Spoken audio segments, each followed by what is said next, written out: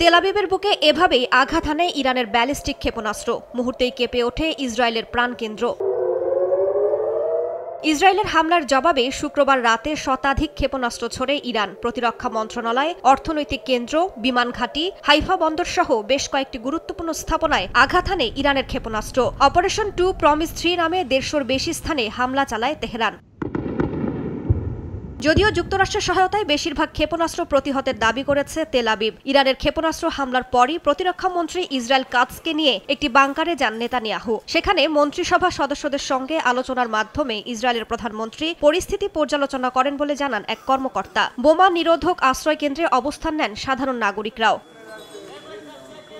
ভোরের আলো ফোটার সঙ্গে সঙ্গে স্পষ্ট হয় তেল আবিবের ক্ষয়ক্ষতি। আন্তর্জাতিক গণমাধ্যমে প্রকাশিত ভিডিওতে দেখা যায় ইরানের ক্ষেপণাস্ত্র হামলায় বিধ্বস্ত হয়েছে বেশ কিছু আবাসিক ভবন। বেশ কয়েকজন হতাহতের খবরও পাওয়া গেছে। ইসরায়েল যুদ্ধ শুরু করেছে জানিয়ে দেশটির প্রতি কোনো দয়া করা হবে না বলে হুঁশিয়ারি করেছেন ইরানের সর্বোচ্চ ধর্মীয় নেতা আয়াতুল্লাহ আলী খামেনি। ইসরায়েল ভয়ঙ্কর ভুল করেছে, তারা অন্যায় কাজ করেছে। ইনশাআল্লাহ এর পরিণতি তাদের ধ্বংস ডেকে আনবে। এদিকে ইরানেও হামলা অব্যাহত রেখেছে ইসরায়েল। শনিবার ভোরের দিকে ইরানের রাজধানী আন্তর্জাতিক বিমানবন্দর, আজারবাইজান প্রদেশ, তাবরিজ সহ কয়েকটি স্থানে বিস্ফোরণের শব্দ শোনা যায়। বহু হতাহতের খবর পাওয়া গেছে। আন্তর্জাতিক গণমাধ্যমগুলোর তথ্য, নতুন করে ইরানের পারমাণবিক স্থাপনা সহ বেশ কয়েকটি স্থানে হামলার পরিকল্পনা করছে নেতানিয়াহু প্রশাসন। রাইসা জান্নাত, সময় সংবাদ।